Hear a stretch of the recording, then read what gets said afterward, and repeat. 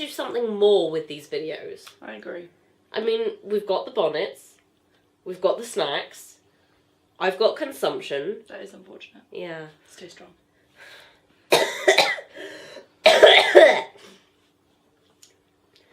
But still, like, it feels like we need something more, something... liven it up a bit. What a lovely day. Today we are watching the Catherine Cookson amazing globe-trotting hit sensation that is Trotter. It sounds like a porno involving horses. I fear I may be disappointed. It's based on 4 books, which is Trotter, Trotter Wed, Trotter Widowed, Trotter Alone, and the 5th one, which unfortunately was never published because Catherine Cookson died, which is Trotter Dies Alone in a Bungalow in Hounslow. This is one of the ones I have not seen. I fucking hope there is actually a net in this and that you haven't just decided to throw a net on me for shits and giggles. I am terrified. I'm excited. And I'm under a net. Roll VT!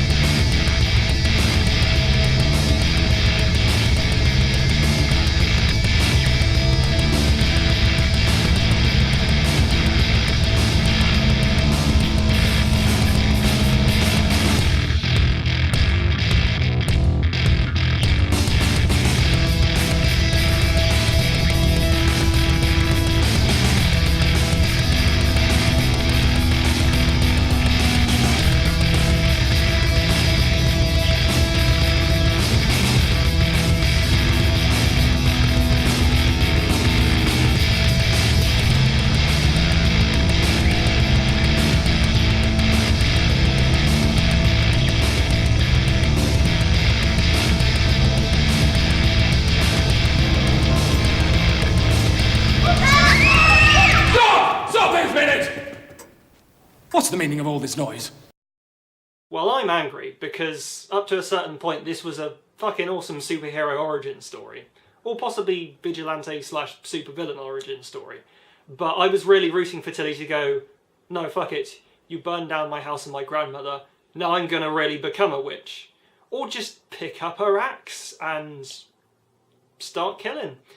But no, apparently she just kind of moped for about half a minute of screen time and then got on with her life. Mike unfortunately wasn't able to be here because we only just thought of kidnapping him, so he didn't see the 15 Streets or the Glass Virgin, and he hasn't seen any of the Catherine Cooksons that I have sat through voluntarily. So he doesn't know really that Trotter is a really refreshing character in that all the other people, they get a big shock and then they fall down.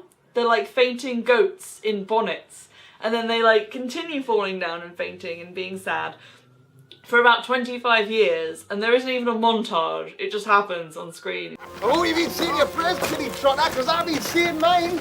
And I bet you know what I've been praying for. Well, you'd better keep praying, Hal McGrath, because I've already told you. If the choice is between you and Farmer Tilson's pig, I'll take the pig. Until he's been, like, sexually assaulted nearly. And when your belly's full, I'll come and clear me yawn. Oh. Ah! Oh! The man she loves has married somebody else who was a bitch. Tilly's just a lass. Oh, a lass. She's a menace. They're saying she's a witch and they're right and... Don't speak of her like that! Her grandpa died of unspecified illness. Her grandma got set on fire, which was specified. Her house got burnt down, she got a nice job, but then she lost it, and now she's all on her own in the world with no money. And yet she's still like, Tilly Trotter on track. Tilly Trotter got this.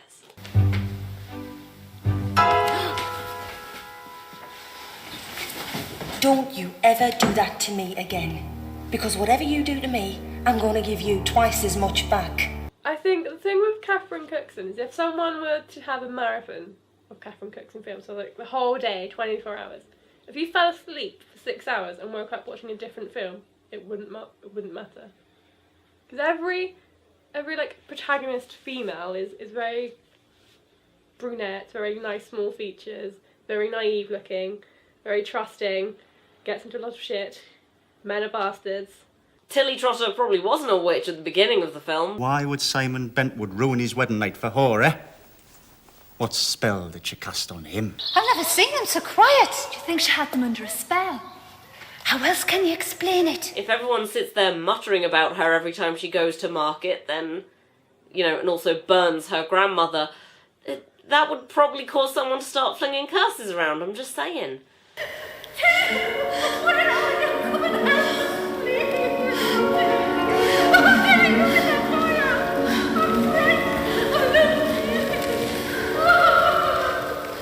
After she gets caught in the net, her friend the farmer just goes to her grandfather, "Oh, they got her in the net." How McGrath tried to take her down, the dirty swine. And he netted her to do it. Netted her? You know the old game. That old trick. As though this is a thing that everyone does. You just string a net up above a road and drop it on a passerby, and then they're yours now. Even Wile E. Coyote would hide behind a rock. Whereas this is just like they rise up out of the ground around her. And there's one in particular where they are hiding next to the camera, and then she walks past the camera, and they would have been at about waist height with their heads directly next to her, and she doesn't notice them. And then it just... Get some eyes, woman. There's been a lot of gratuitous housewife appeasal shots. Good morning, Mr. Sopworth. I hear you're soon to be hitched. It's true, sir. Next Saturday's the day. Let the halter be hung around me neck. Well, let's hope you can manage the rider. Oh, I can manage the rider. Artfully misted with fake sweat and had a smear of dirt across one peck to show that he is a working man. I wish I'd had the chance. And a lot of the Lord of the Manor getting off with some lady from nearby. She is also posh. She is an incredibly headstrong, outspoken woman who is therefore instantly a harlot.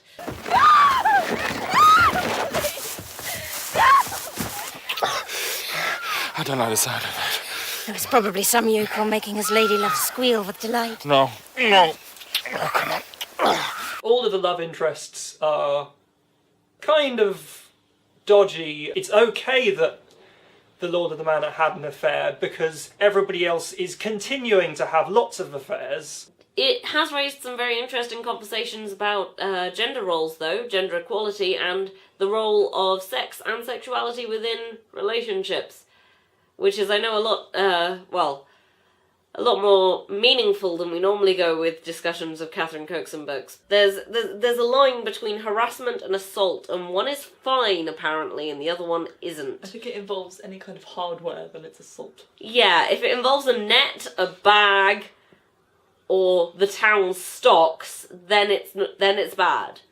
But if it's just someone pinching arse while a person happens to be bent over near them, that's okay. If opportunity presents itself. Yes.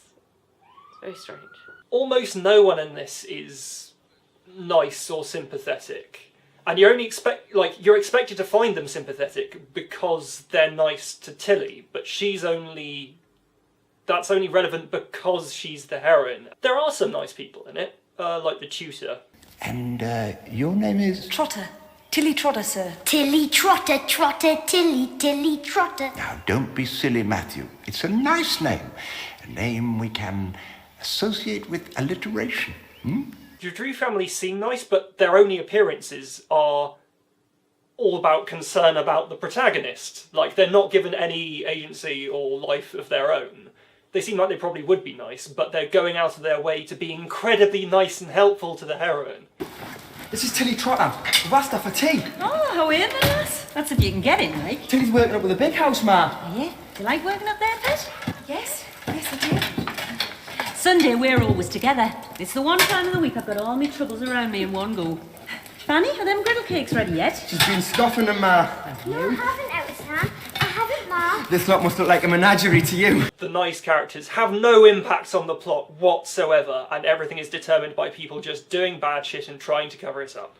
And everything that ever happens is determined by whether they successfully cover up their crimes or not. Catherine Cookson, you are a terrible lady. It started with a lot of action, and action continued happening. It's just that in between those moments of action were lingering shots of tedium. I particularly enjoyed the moment when Tilly finally decides she's had enough and she's not going to let this guy sexually assault her for like the 4th time that year. She's gonna stand up to him and attack him, and she turns into action Trotter. It cuts to a shot of her going, yeah, and it's like, well, that took all the momentum out of the scene.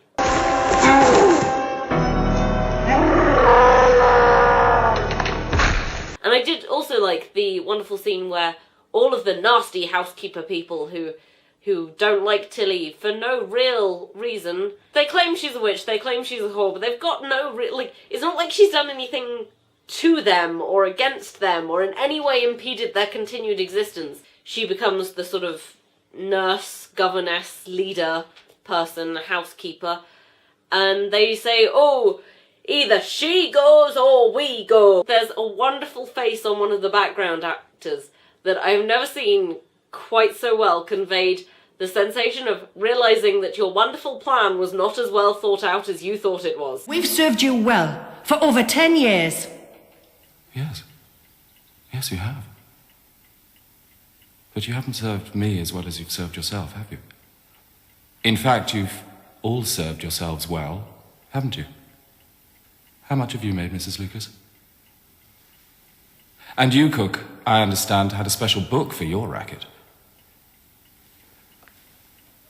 Now, your proposition is that I get rid of Trotter, or you leave. Well, for your information, I'm keeping Trotter. So what does that tell you? I personally care more about the side characters than the main characters. In The Glass Virgin, she was all very flimsy and I liked Manuel Mendoza, he was real.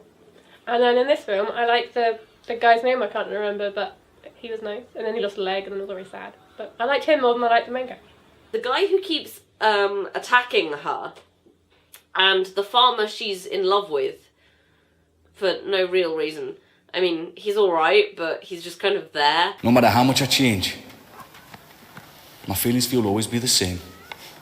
Like they were when I was a little girl? Just as you say, Tilly. They both go away for about an hour and a half of the film, and then they come back at the end and you're like, oh right, yeah, that whole plot that went unresolved. Well, well. So here we are, eh? Didn't expect to see me today, did you? Also, pro tip, if you're going to have your one of your main characters in a wheelchair, especially a wheelchair that works with cranks this way, instead of like normal wheeliness, give them maybe like 2 cursory minutes to practice with it before they have to cross a room really fast, because it looked like he was trying to jerk off 2 Oompa Loompas that just wouldn't stay still. And give them an ultimatum. I enjoyed the second half much more than the first half. I think so much shit happens to her that I don't have enough time to actually care about any of it. But then the relationship she has with the master, it kind of builds, it's been going on for a while. There's actually some kind of acting of emotional intent, like, in their conversations, and I actually almost believe it, and to the point where I go, at the end. An improvement. I think this is definitely an improvement. There are some good moments in this film, but it happened at such a slow pace that you kind of forget why you cared at all. In all seriousness, what I was saying about superhero origin story was, it does just get to that point where it's like, okay, she's survived this guy and now got a job and everything, and then it's just, I started tuning out because it was continuing, but they built up all this drama and then it just kind of went away. And if it had been building up to a superhero origin story, that would have made everything that happened in the first 45 minutes to an hour of the film worthwhile. I think I may have been lied to by Wikipedia because Tilly Trotter doesn't even get married in the 3 hour and a bit long adaptation that we have just watched. She presumably gets married after the end scene where she gets in bed with the master of the big house who now has like 1.5 legs. There is, however, there's always a lot of really bad acting in Catherine Cookson's, but I think the worst acting prize today either goes to the guy who got hit in the neck with a scythe and went or the cow that looked directly into the camera for 3 minutes. Tilly gets her man. I don't even think it's the man that she wanted. I don't know which man she wanted. There were some men, all of them like Tilly. The man that she didn't want got his spine broken for him, and then he gets stabbed just for good measure. And we now have to take a break from bonnets and from Catherine Cookson's in general to maybe not, because they're all starting to blur into one, and it's affecting the way I speak. I thought I loved Simon, but now I know different. It's you I love. I love you, Tilly. I have done for a long time.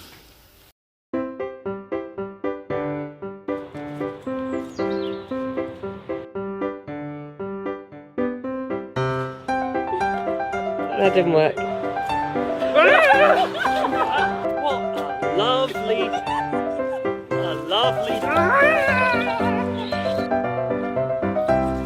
Yeah, that'll do. Lovely, wonderful, perfect. You don't want me to be happy. No, that's true. That's why I'm making you watch this.